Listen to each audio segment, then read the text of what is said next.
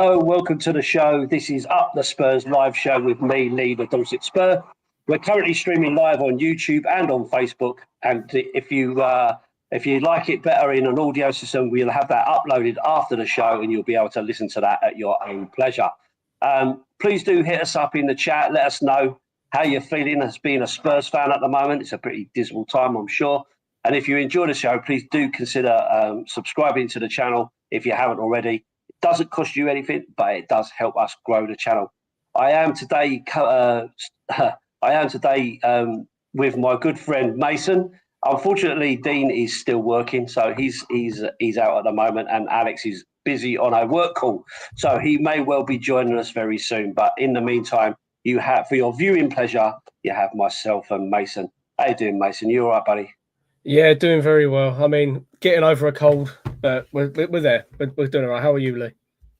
Yeah, I'm surviving. It's been a difficult few days, hasn't it? As a Spurs fan, and so I try very much to let things wash over me and kind of think about it the next day and give myself a little bit of time to think about it. I didn't even do a fan review of the game, to be honest.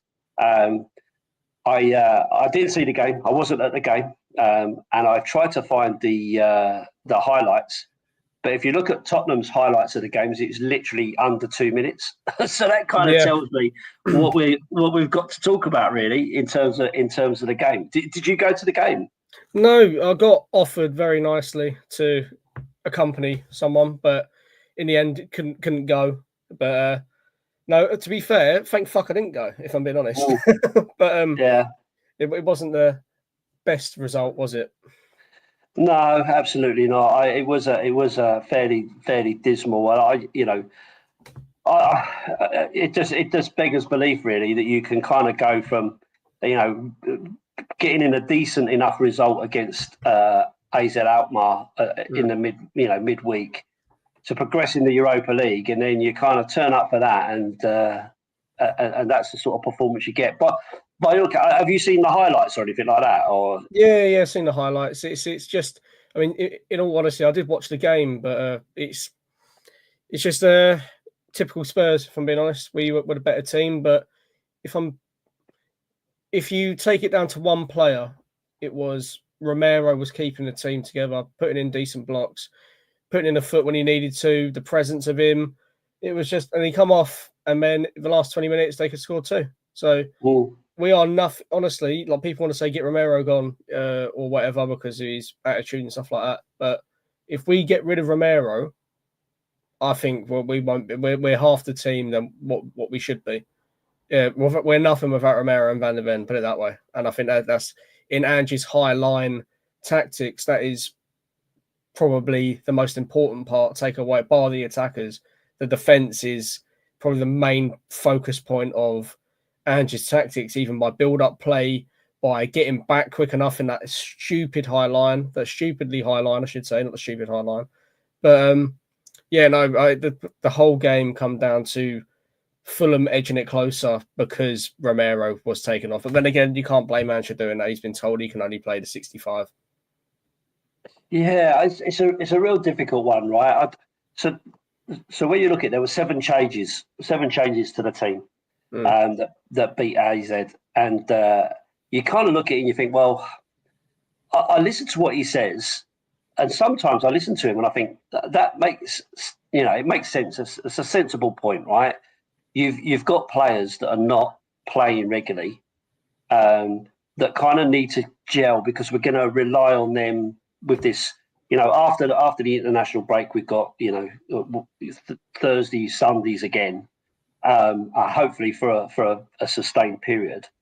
So you're going to need those players to be able to turn up and cover those points. And then you've also got to be careful with Van der Ven. You've got to be careful with Romero because, one of the big criticisms we've had this year of him is that, of Ange, that is that he's not rotated enough and he's put these players in this position where they've got injured. But as soon as he does rotate, as soon as he does do something like that, we're all calling out and saying, but they've got like 17 days off. What are you doing? This is important. It's always been a talking point with Spurs fans. It's because we're not used to having depth. that when we do use the depth, it's people complain about it. And to be fair, you can complain it to a certain extent with the depth we did have, and he still didn't play Spence into an injury crisis, and he didn't play Gray or Bergvall into an injury crisis. Like that, I understand. But as Spurs fans, we're not used to having a decent level of depth, and that's why I think whenever we do use players that aren't in favour of the 11, people have a meltdown. If I'm being honest, they have a reason to, but at the same time, it's if we want to be a big club and rest the players and trust our bench, then that's what you got to do. That's what you got to do. It just 7 just seems a step too far, though, right? You've got Van der Ven who didn't play, Son who didn't play, Maddison didn't play, Odegaard didn't play. These are the kind of changes that you're kind of seeing. Son I get, because I think a lot of us have been calling out that Son's not been the player that he was. And he probably needs to be a bit more rotated. Was you all right with that one? With Son not playing and Tell coming in?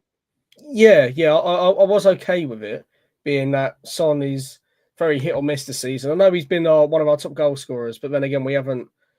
It's hard to explain with Son because he's got quality, and you don't want to disrespect the bloke. But this season, he has been off the ball. I think the only 2 games I can think of this season where he's been a threat.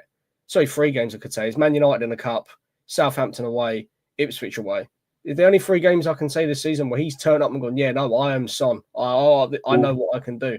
You can say Hoffenheim where he scored, but even then, watching the game, going back then, I remember sitting on the sofa with my old man watching it going, Son's not having a good game, but watch him score. It's the same thing, that, to be fair, which is what you kind of need in a player. But Son's just, for me, he's been off the ball for a bit, so I didn't mind seeing him not playing. And obviously seeing Odegaard as well come on, which is a bit exciting because he was exciting even when he had before the injury, Coventry. He was exciting then. So seeing him get his minutes back, I thought I was quite content with that. Yeah, so I agree. And when even though Son had a decent game against AZ, but when we were watching in the pub, the first sort of half an hour of that game, we were calling out every time he misplaced a pass, every time, and we were up to like half a dozen of misplaced passes within the sort of first 20 minutes of the game, and we were all like, "What the hell's going on with this guy?" He was like our worst player. Luckily, he improved as the game went on and did kind of put in a half decent performance. But when you talk about, so the other one to talk about, obviously, is Odegaard, who, whilst he did come into the game, he wasn't a starter. I think he brought in Johnson ahead of him, and we all know that Johnson is a real kind of it kind of split in the fan base, right? Yeah, we all love the fact that he's our top goal scorer and he arrives late in the box and puts it in the back of the net and so on. And we all want him to do well because he's a bit of an underdog. But outside of that, he doesn't offer anything. That's how it kind of feels. So seeing him come in for Odegaard after Odegaard having a blinding game, what did you think of that? Because I was a bit like, he's been out for a long time, so I guess it makes sense that he probably shouldn't start again. But at the same time, I was keen to see him play. Yeah, Johnson. Yeah, we are referring to Johnson. Yeah, he's no. Well, I'm talking about Odegaard being left out for Johnson. Oh, so right, I was disappointed that Odegaard didn't come into the game. Didn't start the game, but I understood the reason why he was changed. But the change for him was Johnson. Yeah, I mean, as I say, Odegaard's been very. I mean, a lot of Burnley fans at the start of the season was like, "Why did you sign out of all of our players? Why did you sign Odegaard?" And it's because he's a young player who has done well in the Premier League before, so the standard was there. But as I say, he's a very exciting player. So to see him not get the full game time is quite annoying. Because as you say, with Johnson as well, it's arriving late in the box and being that player. He's the underdog, as you say. So we want to back him, but at the same time, it's very much a toss up between the two for me. So you could start Odegaard and I'll be happy. You could start Johnson, I'll be happy. But at the moment, we are missing Johnson's threat. So like I could say back, do you remember the Aston Villa game where Son missed that massive chance? Johnson would score that, if you know what I mean. So I'm glad he's back for those type of scenarios because I'm not being funny. He still gets those windows where he can do that and he can score, because that's what he does. He finds a space, he runs into it because he's got legs. Odegaard, I see very much as a Son build where he's taken it to the byline, he's taken a player on. So they're very different players. They're very different players. But it depends what we need on that day. So especially against AZ, we needed that kind of player to take on their low block, because away, that's what we was missing. We started Son, didn't we, in the away leg? I think we started Son. Yeah, I think we did, yeah. Yeah, I think we was missing that because Son used to do that, but at the moment he's very much dribble it to the other box and then pass it backwards. Odegaard's not that player. Odegaard will take on his man. So it depends what you need on the day, if I'm being honest, which is clearly what Ange thought, and in all fairness, it worked. Yeah, I guess my big concern about bringing Johnson on into the game at the weekend was when you look at the midfield. My first comment when it came out in our WhatsApp group was, where's the creativity coming from? Like, so you've got Basuma, Bentancur, and Gray. Okay, great to see Gray getting into the midfield, right? But where's what are you doing with that? Where's the creativity to kind of unlock where the defence is and so on, to get that ball out wide to him, to get it to for him to arrive late in the box. Who's going to kind of spread that play, and that was where my concern was. So I guess my biggest call out at that lineup, really, I guess what I'm getting to is Maddison. I just didn't understand that one. I kind of got some of the others. It made sense to me. You're resting Son, you're resting Odegaard because of injuries. You're saying with Van der Ven, blah blah blah. But what about Maddison? Surely Maddison has to play every game, no? Yeah, but I mean, we've been saying that for a while now. Why is Maddison on the bench? Why is Maddison on the bench? I mean, either he'll start and he'll have a great game, or he'll come on and he'll have an okay game. You know what I mean? Like like the whole Man United thing. That was his first start in a while. He scored, didn't he? Like, because he had a point to prove. I still think he does. I mean, I think the game afterwards, Ipswich, I think he didn't. He had a good game, but he didn't contribute. That's it. He didn't contribute to any goals or whatever, which I could be wrong. But I think Roy Keane said that he didn't.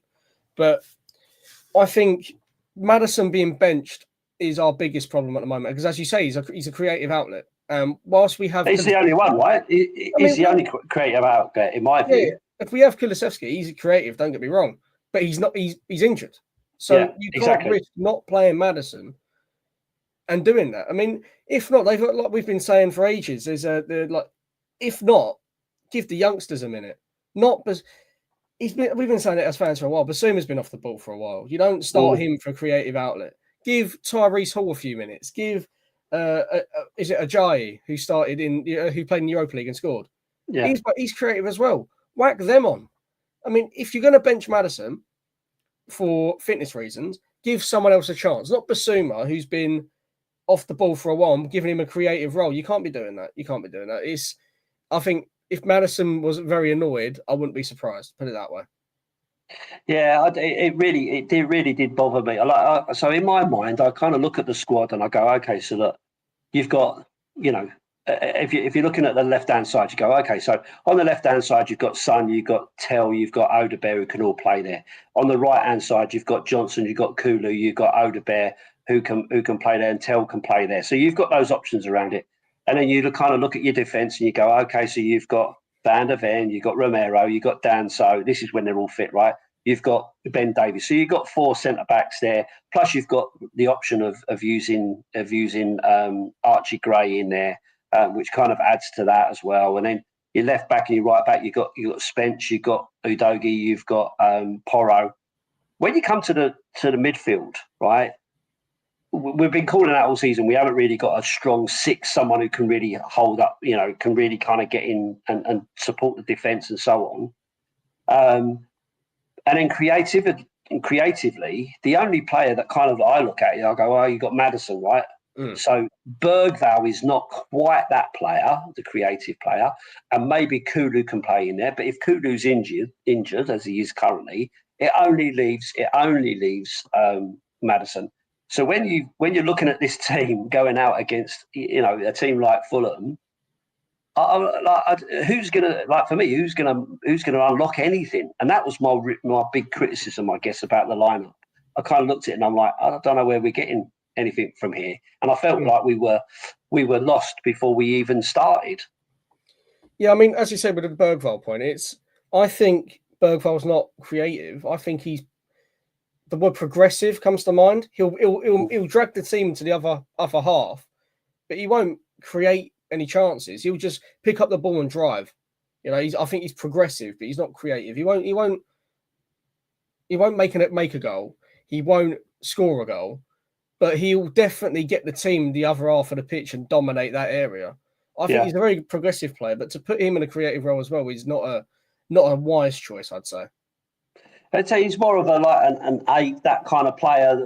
Something in between, kind of, moving things around and a bit of a powerhouse in there. Yeah. He's been a good player for us. Don't get me wrong, but he's another one who kind of missed out. He didn't start the game, so and this is where I feel that Ange gets most of his criticism about not knowing what he's doing and not having the right players and picking the right formation and so on. So. It kind of worries me a little bit. What did you think? What did you make of the comments about Bissouma? Because I think we've been calling him out a fair bit, Bissouma, as being a poor player for us, not the player that we expected from Brighton. So the Ange comments, wasn't it? About Bissouma? Yeah, no, Ange spot on. Bissouma's not been good enough for a while. Do you remember that first game, Ange's first game against United? And Bissouma, we were sold a dream for Bissouma, thinking. Here's the resurgence of the Bissouma that Brighton had. Yeah, everyone was so excited, me included, excited. Start of the season as well against Everton after the whole balloon fiasco, and Bissouma had a point to prove and scored that screamer. Everyone thought, right, Bissouma's back. He's going to prove a point. He's coming back with a bang. Yeah, but he's. I keep saying off the ball, but he has been. He hasn't done anything that I can say after a game and go, yeah, what a game he had. What a game he. I can't remember the last time I said that about Bissouma. And it's a shame because we all know there's a player there because we've seen it that there's a player in there from the start of the season with Ange, building up to the Luton game last season and what he done at Brighton and so on. It's sad to see, but he's a professional, so he knows what he has to do to improve. We just need to see it on the pitch. He said that he watches him and there's periods where he just feels like the game passes him by, and I think, like you said, I think that's pretty spot on, to be honest with you. Oh, 100%. It's like what Ange said a few weeks ago. He's like, oh, do you see the boys pressing? Do you see the boys pressing? Well, no, they're not because they're knackered. Ange, mate, we've been out of the 3-game a week scenario for about a month now. Ooh. So when he says, oh, do you see the boys pressing? Like, do you understand why they're not pressing? Well, not now, mate. I don't understand why they're not pressing. And as you say with Bissouma watching the game play by him, well, why is he doing that? Because it's not just Bissouma that's doing that. The only people that I see pressing now is Solanke, maybe Son if the fullback's got the ball, and Bergvall. They're the only people I'm seeing press the ball. It's like Spence, he'll get the ball and he'll drive. Udige, he'll grab the ball and drive. But same with Bergvall. But Bergvall, like the amount of times when we played AZ that he claimed the ball, he was cleaning up, he was cutting players out. Yeah, that's the only players I'm seeing pressing at the moment are the players that I mentioned. And that's Solanke, maybe Son and Bergvall. And there's no excuse for it anymore because there's always an excuse every week, Ange, after a shit result. And that one after what game? I think it was Villa when we lost to Villa in the cup. It was, well, do you see the boys pressing? Do you understand why they're not pressing? We're playing 3 games a week with half a squad. Well, we've nearly got the full squad back, and we're playing twice a week now. Yeah. So I don't. And we've got an international break coming up, so I don't get his point anymore. I really don't. Yeah, this is half the trouble. This is half the trouble with him, right? And that people kind of getting frustrated with. I was watching what's his name, the Alistair Gold video today, and he was kind of saying we're hearing the same things time and time again now from Ange. He's saying the same things for every kind of. It's kind of the same mantra after the game. We weren't blown off the park. We were doing well, sloppy goal, blah blah blah. It's the same old story from him, and it's kind of becoming a little bit predictable and a little bit boring and so on and so forth. So it's a bit of a worry that kind of comes on that way. Again, the other one, there's talk while we're talking about the midfield, is Bentancur. Now, I've always been quite a big fan of Bentancur. I think he's a really good player, but we're not seeing the same Bentancur we saw prior to his injury last season, or before last season when he started to come back. So a little bit, I'm not sure what's going on with him. Obviously he had his ban as well for stupid comments and all the rest of it. But what did you make of him in the game? Because, like I say, I didn't get to see all of the game. All I saw was the 2-minute highlights that Spurs put out. But I haven't been impressed with him, even when we've won, even against AZ. I didn't think he played particularly well. So I'm a bit concerned about him as well. What did you make of him? Well, a lot of people online are saying that Bentancur should leave in the summer because I think he's coming up on the end of his deal now, I think. When you watch him play now, he's a shadow of what he was. Do you remember when we had Conte and he went down and was, great, it was Bournemouth away, weren't it? It was, okay, he's done his ACL in, season's over, what a player, we've lost him. It seems to be now every time a player gets injured, they never come back to the standard they were, which is standard anyway for most teams. But to see a fall off as much as Bentancur's at the moment, as you say, he's not really impacting a lot. He's just kind of a player that might win the ball once or twice and might pass it left or right. I'm finding it quite boring. I mean, I've never this season ever felt that the midfield was a massive problem. But at the moment it is. It feels like there's nothing there. Because, as you say, with Basuma, watching the gameplay go past him. Same with Bentancur. He does the same thing as well. I can't think of anything memorable I've walked away from a game going, Bentancur had a good game. I've never walked away from a game this season saying that. So it's becoming very, very annoying, the fact that I'm not saying that they're playing well. Because at the start of the season, we was all singing their names. They were brilliant. But you could say that about the whole team being crap. But I think at the moment, the midfield is not up to scratch. Not at all. It's been like that for a while, I think. One of the things I thought it was good against AZ was that we were winning the ball back, like consistently. We were kind of challenging and winning the ball back high up the pitch and kind of pushing on from that. But as I say, that's probably the only game I've seen us really do that. And I'm just concerned about how sloppy we've been and how kind of lackluster and uninterested that we've been.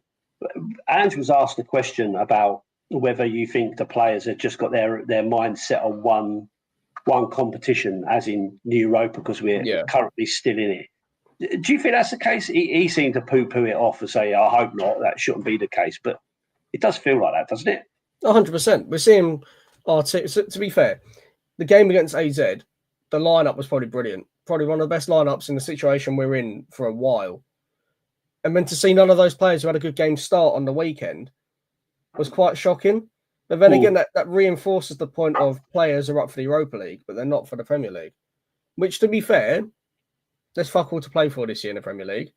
Some bellend online said Europe is still on. Is it? I mean, I get we're 14th and 10th this year could be in Europe, but there is nothing to play for in the Premier League. And if I'm thinking that, the players are definitely thinking that. It's their jobs. So where Andrew's saying hopefully not, I mean, we've all had suspicions about Romero before doing stuff like that, going, it's all right, I'm going to play for Argentina. Well, I reckon the squad are thinking that. And the only players that's not, because Vicario gives 10-10s every game, Solanke gives probably about a 10-10 every game, puts in all of his effort, and you can say the same with Bergvall and Gray. But actually Spence as well. So 5 of the first team players out of about 25 are the only people I can say every week putting in effort. So, and shrugging off that question, I'll make him right. I reckon that's what they're doing. I reckon they don't care about the league anymore because there's nothing to play for. But then again, you got to think. I said at the start of the season that this is a problem anyway. That players don't understand smaller games. Like when we go play West Ham, we need to beat them. When we go to play, let's say, Brentford, we need to beat them. But when we play Man City, Man United, Liverpool, Chelsea, we play very well. I don't understand. It's the big teams. Well, it should be the opposite. The big teams, we go out and we go put a display on for 90 minutes, but then we'll roll over for Fulham. We'll roll over for Brentford. We'll roll over to Leicester at home, by the way, which they beat us once in their 13 game losing streak. I find that mental. Our players don't understand that just because the team isn't big that we're playing against, it's not a big game. And that's been a problem since last year. Do you remember when Ange last year didn't win a London derby? This year he's won one, and that was West Ham. Yeah. And the thing is, we've still got them to play. So, like after the international break, we're back at Chelsea, and we have an absolutely terrible record there, going back years. And so, like, I'm with you. Like, we did the idea of getting a European spot through the league seems impossible. I think Chris Callan asked me that when we was in Holland, and I'm like, I just can't see it, because you're relying on other teams to lose as well as you winning, right? Yeah. So you need to win the games, but you need them to lose games as well. And I can't see that it all kind of falling into place. But then when you go then and draw against Bournemouth and then lose against Fulham, it kind of says, well, it's over. It's over anyway. So your only chance really is the Europa League, and that's still not a given. That's still a really, really big ask, right? You've got a really, really big ask there. Because you've still got some really big teams in there. Frankfurt is not going to be an easy game for sure, or 2 games for sure. So if you're putting all your eggs in one basket, then you're a fool, because you also need to build momentum, right? So if we'd have been winning, if we won this game going into the international break, send everybody off in good spirits. You come back, you've got a game that you're probably 80% certain to lose, right? Simply because of the history that we see there. You think to yourself, well, you got that one, but then you go after that and you've got opportunity again to build that momentum. If out of all the games to lose, Chelsea's probably the one you're expecting. The others you're expecting a bit of an opportunity in, but you've got to build that momentum. You can't just rely on one game at a time, surely. I mean, but that's the problem we've got, you see, because it seems to be that. I'll say it right now. We'll go to Chelsea. We'll play well. We won't win, but we'll play well. Yeah, like we do when we go to any big team. We'll go and play well because the players know this is a big team. We want to beat them. But then when we for some reason we play, as you say, Bournemouth, or even I could list about 10 teams this season that the players didn't really play against properly. Just Ipswich, Leicester for a start. You could say who else? You could say Villa and so on. The players don't want to play because the teams are quite. I mean, this is what I'm getting at, and I said this last year as well. It seemed that was the case. Is that whenever we play a team that wasn't a big name, the players didn't play because I don't think they understand that you can't treat every game differently in the Premier League, because the Premier League talent, as you can see from the season this year, that the talent in the league now is so close, it's insane. Bournemouth are up there fighting for Europe, and so are 6 other teams that are probably about 2 points away from each other. Like, the talent in the league right now is one of the closest I've seen in ages. A good while. Yeah, no, I agree. There's been some good results. There's been some shock results and some good results. There's some teams that have been performing well over this season. Predominantly, some of these teams are teams that haven't been in Europe. They've only had the one game a week and so on and so forth, and that's generally helped them, right? But you think that, so our next fixture, so we lose against Fulham. So the next after that, we've got Chelsea away, which is like I say, it's almost a given that we're not going to win that game, right? So then you've got Southampton at home, right? So you'd expect us to win that, right? Yeah. You'd expect us to win that. We said Southampton and Ipswich. Yeah, that's exactly what I was going to say. Southampton are having the worst season forever. We beat them 5-0, didn't we, at their place? So you saying, well, you should be able to win that. Then you've got Wolves, and you think, well, Wolves should be a winnable game. After that, you've got Forest, right, who are having the season of their life. Yeah. Then you've got Liverpool, who are having the best season, looking like they're going to win the league. Then you've got West Ham away, and we all know what it's like for their cup final. The fact that we beat them so comprehensively early on in the season, they're going to want that massive revenge. Mm-hmm. Then you've got another London derby against Crystal Palace, who again, another team above us, who've had a fairly decent season this season. Then you've got Aston Villa, who will be fighting for a European European spot, and then you're finishing off with Brighton. So you're looking at them games, you think there's no easy games there. There's no easy games that you're gonna expect anybody to roll over.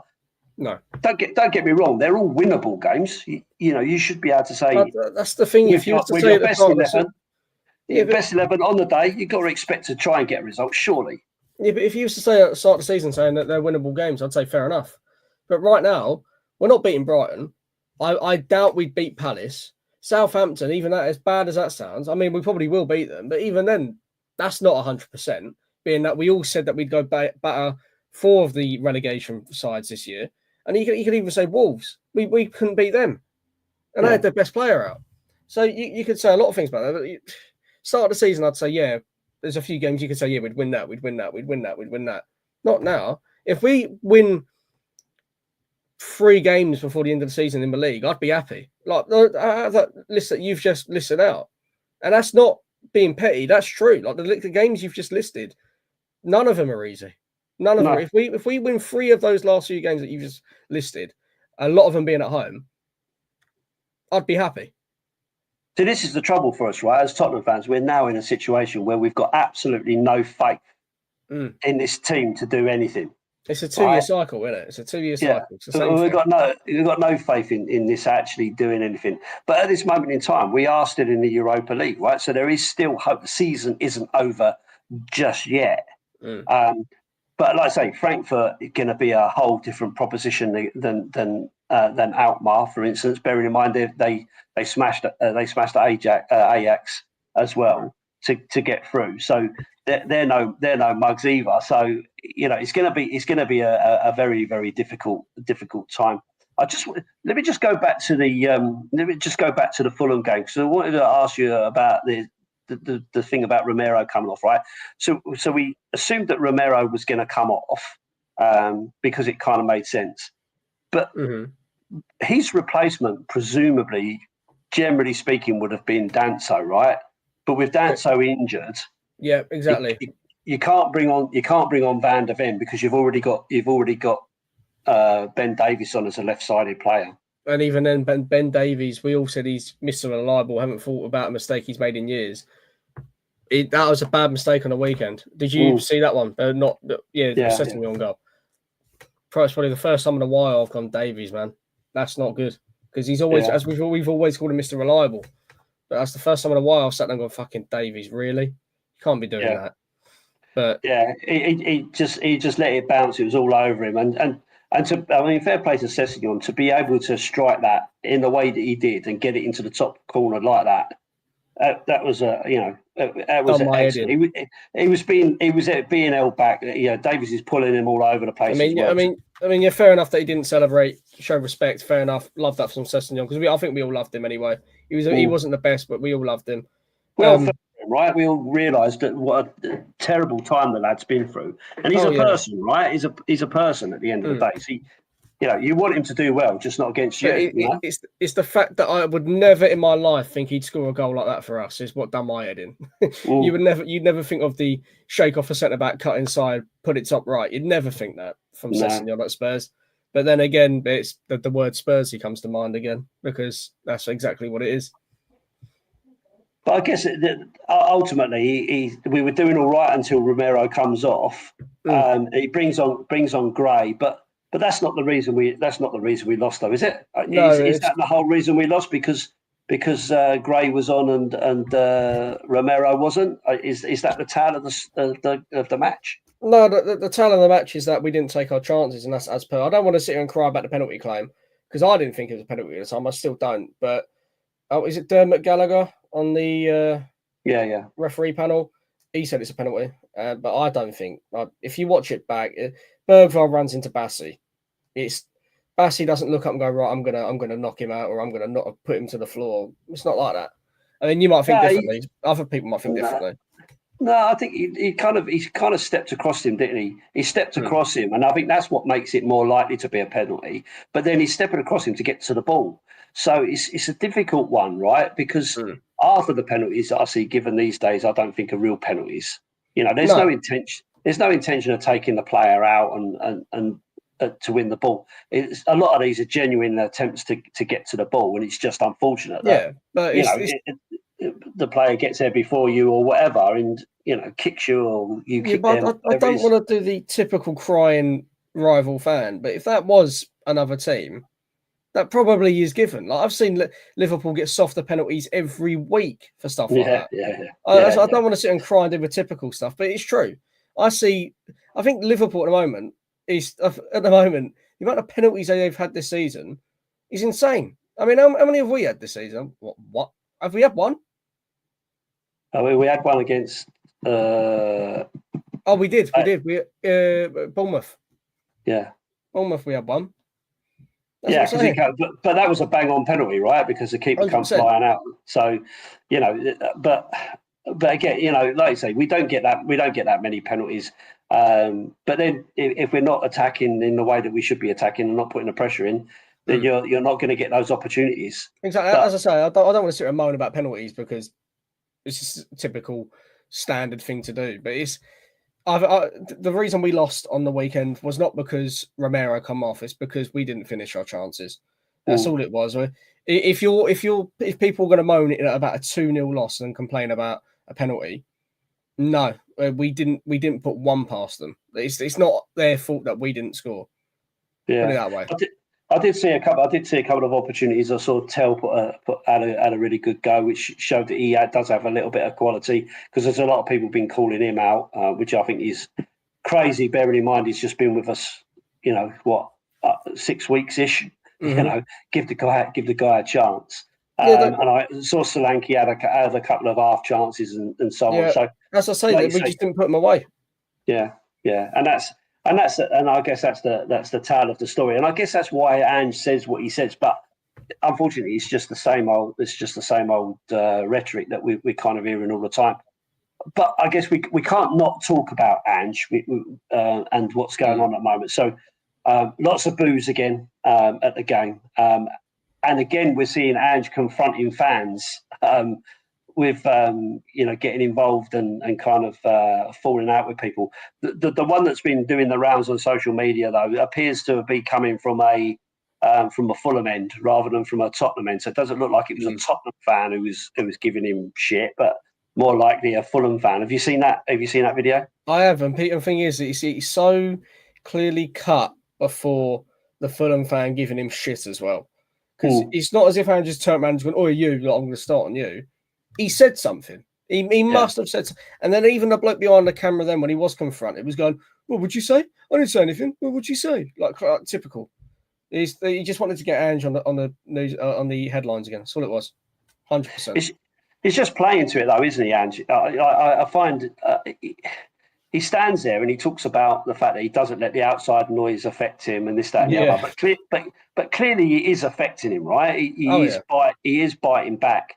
I think he didn't come over to the fans at the weekend because they were booing. It was interesting to see that Tell went over and was talking to the fans. I thought, bearing in mind, like I said, the kid's been with us sort of 6 weeks or whatever, but he's fully committed.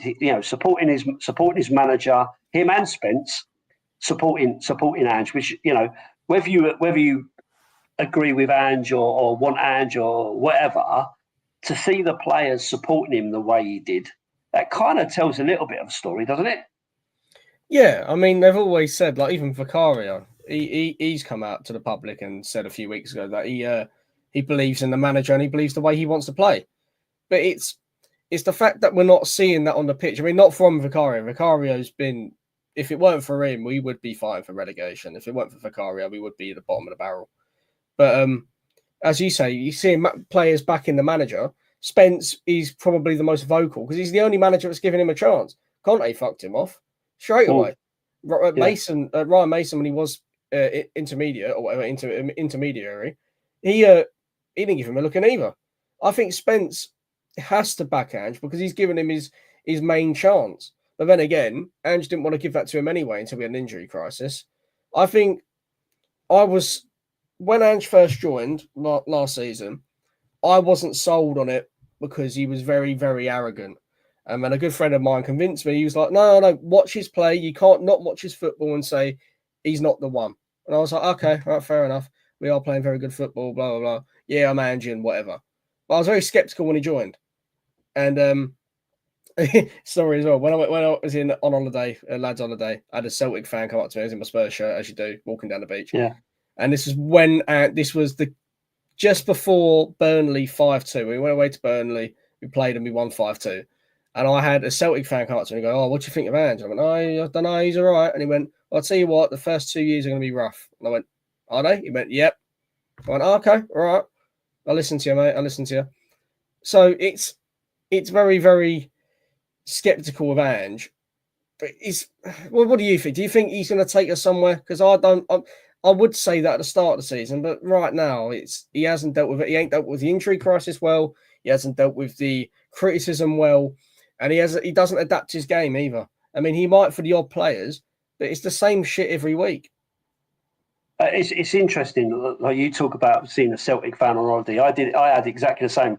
I was actually in where was I? I was in Kuala Lumpur actually, and we was on a trip to those Petronas Towers, and we were just getting back on the bus to come back to the ship that we were on. We was on a cruise, and a Celtic fan like you came over to me, had a Tottenham shirt on, and he's like, "Oh, come on, what do you think of Ange?" And I'm like, "Well, at the moment," and this is like when we're doing really well and everything. And I'm like, "Yeah, at the moment, it's all looking good. I like the way he kind of portrays himself, talking to the media and talking to the fans and all the rest of it. I feel like he's, he talks like a fan. He talks. I liked his empathy and the way he thought about people's mental health when he was talking about Richarlison and all stuff like that. And I was like, so I'm a bit. And this guy said to me, "I love him." He said, I would have him back at the drop of a hat. He said, "He's fantastic. He's a brilliant man. He's a brilliant manager, blah, blah, blah," and all the rest of it. And I was like, this is good. I really want to, I really, really, really want to see this. And all this season, I've really tried to be Angian and supportive. And I've kind of fought his corner and stuff like that. And I'm like, I still don't believe that the training methods is what's causing all the injuries. I just don't get it. I can't believe that with all the medical staff and all the high-tech facilities and all the rest of it that we've got, that one bloke with his little black book of training methods is what everybody's listening to. I don't believe it for a moment, right? But that's the one thing I would say that I wouldn't believe that either. But he's had a track record of that at his past two clubs. That's what's been happening. Celtic had a hamstring problem. But Celtic, but from what I understand, and this is only what I've been told, right? So I don't know for sure. Celtic's players were really, really unfit. They was nowhere near the level they should be. And so there was an expectation that those players would get injured because they had to up their intensity to get to the sort of fitness levels you would expect from a top player. So I kind of so that's what I've read anyway. So, but and I'm not saying that he doesn't play a part in this, right? I'm not saying that at all. But what I'm saying is I don't believe that he has his own training manual that everyone has to follow, word for word, that is creating all these injuries. There has to be a lot to it. And I think a lot of it is around, around lack of rotation, which I think is down to Ange. Okay. I think lots of games in quick succession, which is down to scheduling and all the rest of it. It's also down to a little bit of success in the fact that we kept on going in the Carabao Cup, got to the semi-final, something we haven't done for a very long time, and people forget that.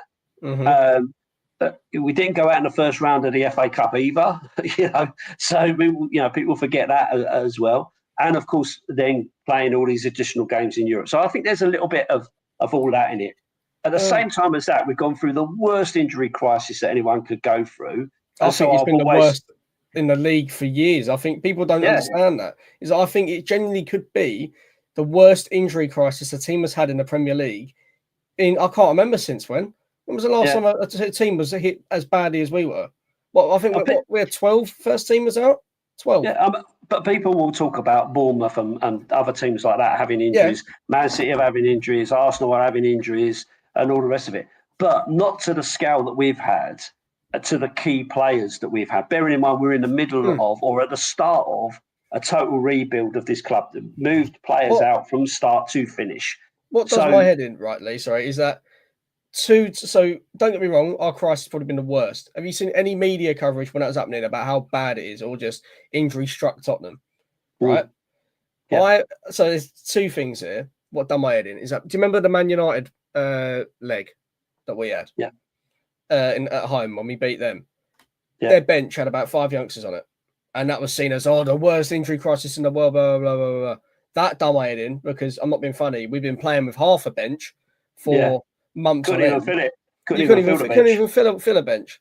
And the other point is that I worked with a Arsenal fan a few months ago, and he come up to me and he went, given our injury crisis. And I went, injury? You've had 2 starters out. What do you mean injury crisis? At the time, they had Saka and Havertz out. I mean, to be fair, now that they don't have a crisis, but they've got 3 starters out now. Fuck me. And they're still calling it a crisis, and the media are still running back with injury-struck Arsenal. So give me a break. You've got Havertz up front that you're moaning about week in, week out. And then you got Saka, which is fair enough. But then again, have you seen people talk about Saka all they want? About all the big chances he creates. They're all from corners that they were scoring at the start of the season. And even then, you can't even call Martinelli a starter because Trossard starts over him every week. So I don't understand the bias at the point of massive injury crisis. But then when it happened to us, it was, I know I said earlier, don't do the typical moaning fan thing, but it's true. Where was our flowers when Ange was pulling up to the Etihad and smacking them 4-0 without a bench and 2 starting centre-backs? We had 2 fullbacks at centre-half. And where was our flowers for that? Where was our flowers for, you could even say, United away when we didn't have a front 3? It's true, mate. And it happens all the time. And we do, we do. It's funny that everyone writes us off as this, Tottenham trophy dodgers, all that sort of stuff. And we live in rent free in all their heads. Exactly. It doesn't matter what team you're talking about. You could talk to Liverpool fans, Arsenal fans, Chelsea fans, West Ham fans, Man United fans, even Man City fans, Leicester fans. They all hate us. If you can find a City fan, that is. Yeah, at the minute. They'll come back from under their rock at some point. Oh yeah, they'll come back next year. But you know what I mean? Like it's funny how we live so rent free in all their heads. It's true. But just coming back to the Ange thing, is like I've really, really wanted him to do well. I've really wanted him to succeed, and I've stuck with it all the way through. But when he does things like he has there, I listen to him and I think it makes sense what you're saying, Ange. But we've now got 17 days without a game, and 12 of our players have now just been called up for international games, and another 5 have been called up for their under-21 teams. And I'm like, so we've basically rested them for them to go away, travel halfway across the world to do that. And I know beating Fulham isn't going to make or break our season, but we as fans want some pride. We as fans are paying our money to go and see the team. We as fans expect an element. And I've always said what I want is my players to go out there and give everything. And then if you lose, you lose. But if you've given me everything, I can't complain. But you can't see that at the moment, can you? And that's the bit that kills me. No. And the problem for me is, on top of all of that, I'm looking at the manager who I feel, when I'm looking at him, I look at him and I think you're falling apart. Yeah. You're giving the same old excuses. You're biting at fans, whether they're Fulham fans or Tottenham fans. You're still biting at the fans. You're biting at the media. And like his monologue about someone's been in their job 26 years and they're at the top level of their job and blah, blah, blah. You wouldn't be calling out a plumber who's been a plumber for 26 years who does a really good job. But for football managers, it's allowed.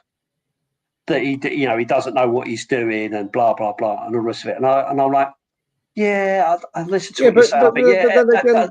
That does make sense. But at the same time as that, you're then doing something like leaving 7 fucking players out when you've got all this time and you're not rotating when you should do. But the plumber don't leave his tools in the van and then fucking moan about it, does he? The plumber will go get it out. They'll go get the tools back up. But no, you let Maddison rot on the bench. I don't get the plumber won't snap the tube in half and then try and put it back together. Stand there with his hands in his pockets, watching the water piss out all over the kitchen floor, does he? He don't just stand there with it like this, going, bollocks. It is what it is, mate. You know, you don't see that. You don't see that. That's the thing with Ange, is that he talks a big game, and to be fair, when he does talk a big game and he what's the phrase? When he walks the walk, fair enough. And when he does talk the talk and walk the walk, I love him. But it's the fact he does too much talking and not enough walking. That's what does my head in. I think that's a great analogy, right? He talks the talk.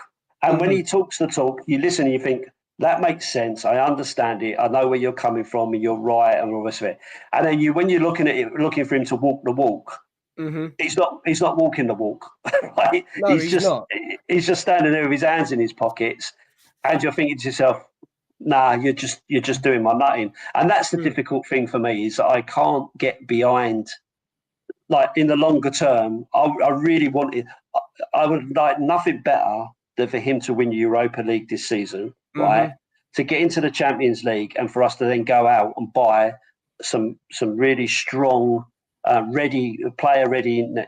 ready now players that have been there and done that, and then we kind of evolved the squad even further, because I think players like Bentancur, I think, are probably getting closer to their time. And if they don't improve, they need to move on.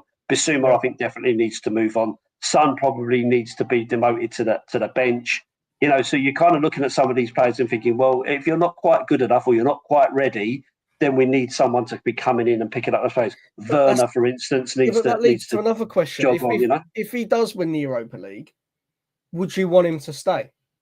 That's my big thing. Is that, don't get me wrong, and I think a lot of people, about 90% of Spurs fans, would take Poch back.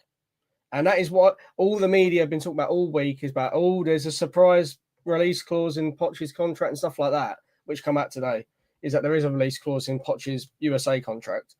But if Ange was to win the Europa League, and as I say, he's talked the talk and now he's walked the walk, is there a reason for him to be sacked? Because I'm not being funny, we were nearly in the same situation 2 seasons ago in terms of the league, with just after Conte left. So, and people have always said from the start, since years and years ago, would you take 15th in a trophy? We're now doing that, and people are moaning. Like, I'm not being funny. You can call me deluded all you want, but I think on paper right now, we win the Europa League. Frankfurt, as of right now, they're doing good in the Europa League. But if you look at all competitions they're in, they've won 3 out of 11, and that's me doing my research on it. Three games, 2 of them being in the Europa League, right? They've been losing to relegation side after relegation side in the German league. After that, it's Lazio. That's going to be the hard one. Lazio, I couldn't tell you. I don't know what they're doing in the league. You have to look at it closer to the time, because they could have injuries, they could have players coming back, whatever. Right? On paper right now, we get to the final. After beating Lazio and Frankfurt, we have got, what is it? Man United, which is probably the case. And to be fair, we've done them 3 times this year already. And the hard one is that we don't want is Athletic Club, because they'd be playing at home. It's their stadium that's in the final venue, which is not what we want. We don't want them playing at home and getting a bit of familiarity about the place. Hopefully they get knocked out. On paper right now, I think we win the Europa League with players coming back. Imagine a full squad for the Europa League, right? Playing prime manageable like we did it against Alkmaar, right? But with all our players back. If we go on to win that and we get the Champions League, and his first Champions League season at Spurs, and he brings in the players, and we get the Champions League revenue, and we get everything, and we get the winning revenue off of the Europa League, is he in a better position off of last year finishing 5th than he is winning a trophy, being in a better competition and coming 15th, is what I'm saying. Would you rather Ange for the next season, or bring in someone else, even though he's done the groundwork now? Because last season, all he was talking about was that the foundations are very weak. And if he comes off with a weak foundation winning a trophy after setting the foundation, what can he do with a greater foundation and a better competition, more attractive football? Would you keep Ange if we get all of that? I guess there's two ways of looking at it, right? I guess the first easy way to look at it is he wins a trophy. He delivered what he said he was going to deliver. He wins something in his second season. If I was him, I'd go, that's it, I'm out. I'm moving on, right? Because potentially you can only go down after that, right? Yeah. Equally, in my personal point of view, is if he wins the Europa League, does that give him the platform, as you say, to go even further, right? Yeah. To build on what he's already built on, right? Now, the two things I was going to say about that, people say he's only ever won in a low league, right? So he come from Scotland. Let me ask this question. Where did Alex Ferguson come from? What league was he in when he came, right? To Man United, right? So he came from the Scottish League. When Arsene Wenger came, where did he come from? He came from the Japanese league, right? So I don't think you can always say you have to be Premier League proven to be able to do what you need to do, right? Because both of those managers are highly respected and highly decorated, right? Yeah. So, you know, and same for even if you take Mourinho came from the Portuguese league, right? So, you know, let's kind of put a little bit of respect in that overall. The difficult thing is at this moment in time is you need to see that onward progression, and that would be my biggest worry is, has he got it in him to take us further? Does he have that ability? Because that would be my worry. So I'd kind of be, if we win a trophy, I'd be happy for him to stay. I wouldn't be unhappy with him staying to see what the club's going to do from them. But the owners then goes back to the owners as to what are they going to do to back him, to give him what he needs to. Because there's no good going into the Champions League and not being competitive. What's the point of that? There's no point. There is no point. You might earn a load of money out of it, but from a football point of view, you've got to be going in it to win it. That's the whole point, right? So in my mind, I'm like, you know, I'd accept him staying, but at the same time, I think he probably. Hey, there he is. But you're not coming in, have you? You're not in there, mate. Get in the chat room. I'm in the chat room. Sorry about that, Lee. I thought it was Sophie walking in. No, he's not in it, mate. He's not in it. No, you know what he's like. He's not there. No, I can't add him if he's not there. I'll make you right about the whole. The thing is what I at the end of the day, the fans don't make the decisions. If the fans made the decisions, we'd be, if I'm being funny, we'd be worse off, if I'm being honest. The amount of shit I see online from fans is insane. Yeah. But I can imagine it's all nostalgia. I've been called a nostalgia merchant by a very good mate. Imagine Pochettino with his team is all I'm saying. We're in the Champions League. Pochettino back. He's got a fresh start, fresh faces, brilliant team in front of him. Because I'm not being funny. Everyone can say, "Oh, Spurs have got a shit team." We don't, and that's the frustrating bit is that we don't have a shit team, and we're in the state that we're in now. And I don't want to be the whole nostalgia thing, but it's Pochettino would do a lot with his team. But I don't want Ange to go because when he's on his day and he's playing the football that we play, it doesn't beat anything else. If I'm being honest, like you could think back to City away or City at home, or you can think of so many games where Ange has gone, "I'm going to play my football," and it's some of the best football I've seen at the stadium in recent years. I'd very much be either way content with bringing in Pochettino after the Europa League if we were to win it, or rebuilding with Pochettino if we lose it, or going either way with Ange and Poch. A lot of people get angry over it, but I wouldn't mind either four of those scenarios. I wouldn't mind that at all. I just wonder with Pochettino, right?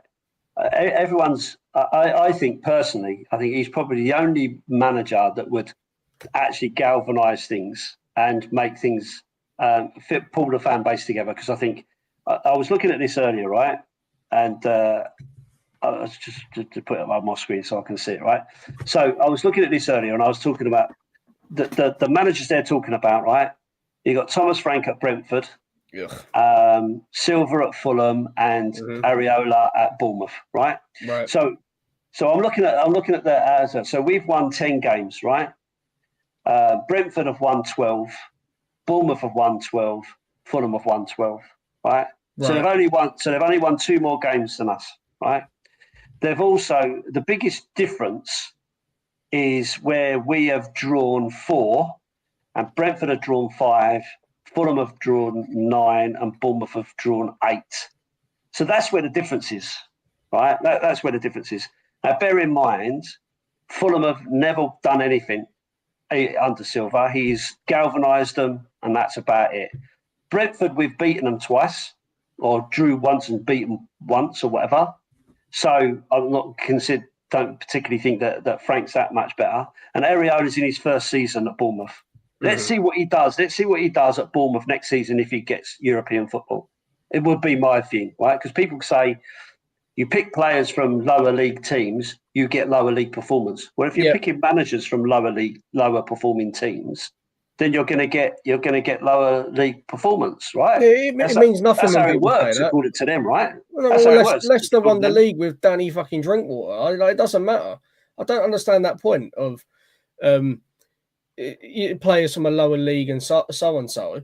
But you got to think Madison come from Norwich, for fuck's sake, or even that alone shuts a lot of fans up. You could say a lot. I mean, you could go back time and time again, and that point is just a load of bollocks. I get it if you're going to. Oh, he's a bit sweary, really. I get if you're going down to Southampton and you're picking up a nobody, and then they turn out to be a nobody. I get that, but when you're going to like what we done, we went to Bournemouth and we picked up Solanke. Solanke just come off of like a 25 goal scoring season without Europe, and that's just Premier League alone. So that's what I don't understand, is that people want to make these points. I mean, even Son at the time, Leverkusen won all that, were they? No. He's come along and he's great. I mean, I don't get that point. Bale, where did he come from? Arguably the best British player of all time. Where did he come from? The point's stupid when people say that. Like even Kante, I don't know where he come from before Leicester, but he went to Chelsea and won the Champions League. A very decorated player. It doesn't matter. It really doesn't matter. Yeah, no, I'm just thinking about this Poch point. The only thing I would say about that is, I'd like to say, I do think he would probably be the one that would galvanise the fans, because everyone looks at him with rose tinted glasses, right? Oh yeah. The only things I would say, and I'm going to play devil's advocate, right? Mm-hmm. He loved us so much that he went to our arch rivals, right? In going to Chelsea, I won't forgive him for that. I think it was a dog move to do, right? Yeah, people also forget the reason why he was sacked was because the performances weren't there. We wasn't playing well. We were really lucky to get to the Champions League final because it was a really poor season for us, and we just, we had VAR on our side. We had a handball goal from Llorente. I mean, everything. Sometimes luck goes your way, but at the end of the day, the guy does have love for our club, and and we had some of the best football we've had under him, and maybe he can replicate that again. I don't know, but I do think he would probably be the only one the fans would kind of fully get behind. Because I think if you start looking at some of these other people that we're talking about, I don't think they'd get behind him in the same way and give him the time that he needs. I think anyone else will end up in the same situation of 18 months, rinse and repeat.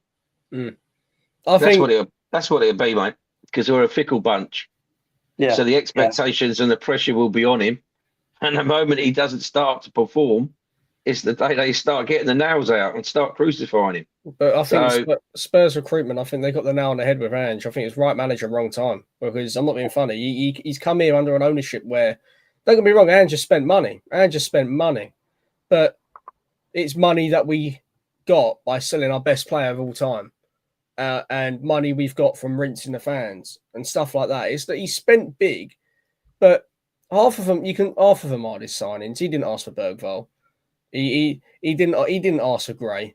He's not asking for youngsters, is he? Because at the end of the day, if it's youngsters or proven player that's going to win you something, you're going to take the proven player. It's been our transfer policy for years now for youngsters with great potential to come through. It's like, what's his name? Is it Jim Ratcliffe? It is Jim Ratcliffe that owns United now, isn't it? Yeah. He said in the news this week that managers at Chelsea and Spurs, they kept on a very tight leash. His words, he said in the interview, and that's not his approach. Apparently, Jim Ratcliffe doesn't like keeping his managers on a tight leash, but apparently Spurs managers are, And you can kind of see that in the transfer policies. It's like Ange went out this summer and he wanted 2 players. He wanted Gallagher and he wanted, who was the other one? He wanted Gallagher and there was another player that he wanted, and he didn't get either of them. Eze. Gallagher and Eze. He wanted Gallagher and Eze. That's what he wanted. Did he get them? No. But he did get 3 18-year-olds.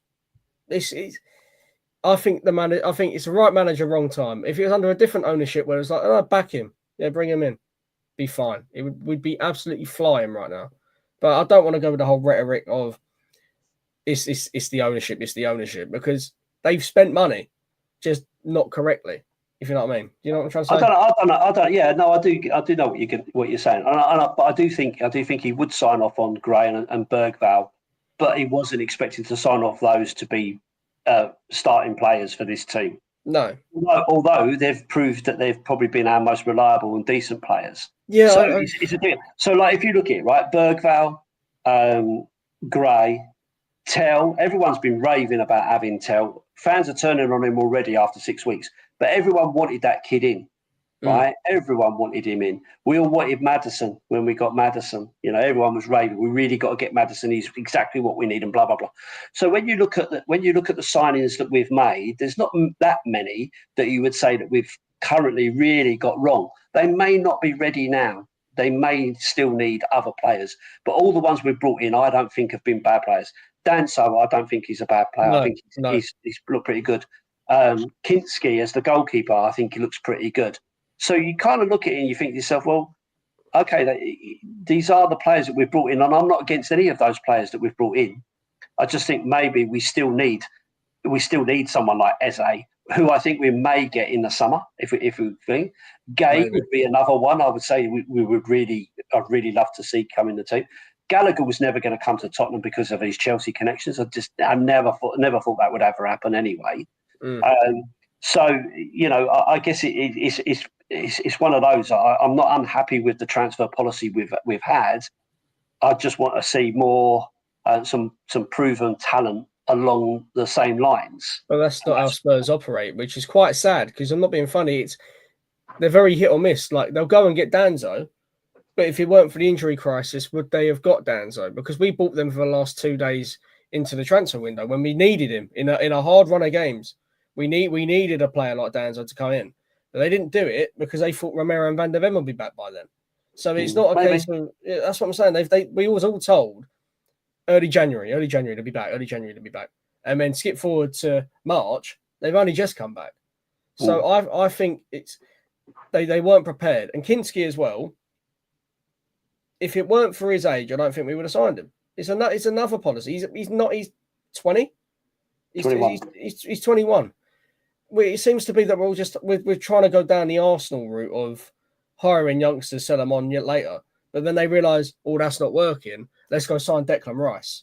Let's go sign Jorginho. Let's go sign Havertz. Which, to be fair, one of them's shit. But it doesn't matter. They're all proven. They know what they're doing. So where there's an adjustment period for youngsters to come in, you don't need that with players like that, because they know what they're expected of. I mean, hopefully I'll get proven wrong and Ange wins us the title, and then we go and sign the next the next Cantona or something. I don't know, the next Harry Kane, but I don't think that'll be the case until we get some. I don't know what the problem is at the moment. It comes down to all three. It comes down to Ange's arrogance, transfer policy, and the injuries. There's the three main problems at Spurs right now. I think there's a fourth one now, though, Mason. I think it's the attitude of the players, because, again, at the weekend, they're all walking. I don't know if you've already spoken about this. They're walking. They're not sprinting towards the ball. They can see we did speak about that. Yeah? Okay, I'll shut up. I'll go back in the chat room. But it's the players' attitude as well. Nobody seems to want it. Yeah. Well, I can't work that out. Right? Yeah, that's a concern, and that's what we were saying. Is that because they've put all their eggs in one basket and are just thinking about the Europa League now? Is that where their head's at?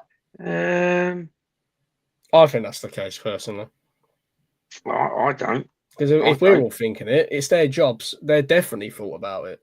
But it's their job every time they walk on the pitch, mate. But nobody seems to want to go to work. You know, That's exactly the point. That's exactly the point we're making. Mm. I did just go back to the. I know we're over time, so I'll wrap up in a sec. But no. we've done an hour and 10 minutes, so I'll wrap up. But I did want to. I've just got touch. Well, that's your fault. My fans will want to know where I've been. Sorry, people. I just wanted to touch on the Jim Ratcliffe interview. Did you watch all of that? Because I thought it was quite an interesting one. And what he was basically saying was that Man United are in an absolute mess because of poor man management from the Glazers, from the managers, from the recruitment people when they've recruited badly, they've overpaid, they've given people over contracts, they're paying for players who are not playing for them anymore, and so on and so forth. So, dare I say, to a certain extent, you have to be a little bit grateful that the club isn't in the mess. Our club isn't in the mess that Man United is in terms of their policies and so on and so forth. The only annoying thing about all that is they have still managed to bag themselves a couple of trophies within that time, even though they've been in an absolute mess. A joke of a club that they currently are. But this is what I get confused though, because I watched the interview. And my main question was, well, surely that's why financial fair play is a thing, though, to prevent clubs from spending like that. So what's happened there is my question, is that financial fair play is to not only keep you from spending everything, but also to make sure you're not going to go under. It's fair play. That's what it's in the name. So that's what I don't understand. And people could say, oh, no, it's before FFP come about. No, that what you said, Lee, was about Sancho, wasn't it? Because if Sancho don't sign for Chelsea, they've got to pay 80 million out of their pocket, which the club don't have. Is what you saying in the interview. But what I found funny about that interview is Gary Neville suggested a money making method, and he found it quite clever. Did you see that bit? Yeah. No, but this is the trouble, and this is my point really. I guess is that they're talking about cutting people's sandwiches at work or food at work and laying people off and all this sort of stuff to pay for things where they're still paying for players that no longer play, from the Sanchos and all that sort of business. And it's just the club is just in a mess. And I guess from a Tottenham fan's point of view, as frustrating and as annoying it is to say it, we're not in that mess because of the work that's put in behind the scenes and because of the stewardship of someone like Daniel Levy and the board. That we're not in that mess because we've had our fingers burnt with players like Lo Celso and Ndombele and all the rest of it, where we have gone big and they've not worked out. And you could also put Richarlison in that bracket. So, but then also something else happened this weekend, Lee, that really did get on my nerves. Out of Newcastle won a trophy before us is my thing. Is that they've been, when their ownership took over, they were 20th, and now they've won more than us in that time frame. I find that insane. And that's because we didn't turn up to play Liverpool in the second leg. If we'd have turned up to play Liverpool in the second leg, we could have been in that final. Could have been. I'm not saying we would have won it, but as I say, I think it was the right manager, wrong time, because that leg of games, like that final, people can write us off for that competition, but we had the hardest run through out of any other team in that competition. We weren't playing Salford away or whatever teams were playing, or Ipswich in the cup. We were playing Coventry away, Man United, Man City, Liverpool. Yeah. Like, people can say what they want, but we had the hardest run through, and we were quite lucky to get through those 3 games alone. Yeah. No, absolutely. Anyway, listen, we're at an hour and 14 minutes, and so I'm just going to call it there and say, thanks very much, Mason, for joining me in the chat today. Apologies to Alex, who couldn't get to us until late on, which is a shame. Sorry. Sorry, mate. No, it is what it is. Work and life comes before stuff like this. So I appreciate not before you and Tottenham, mate. Not before you or Tottenham. But I will walk across broken glass, mate, to come to you. Yeah. Well, he didn't tonight, but there you go. It was Lego. So I'm going to leave it there. I'm going to say thank you to you guys for coming. Thanks to everyone who's watching in the chat, for anyone who's going to watch it afterwards as well on the replay. Thanks for turning up. If you did like this video, please do hit the hit the thumbs up button. If you don't subscribe, please do consider subscribing. It doesn't cost you a penny, but it makes a difference to the algorithm for us and helps us keep going. So thanks very much, everybody, and we'll see you on the next one. And as we always say, up the Spurs. Up the Spurs. Up the Spurs. Go on, Tottenham.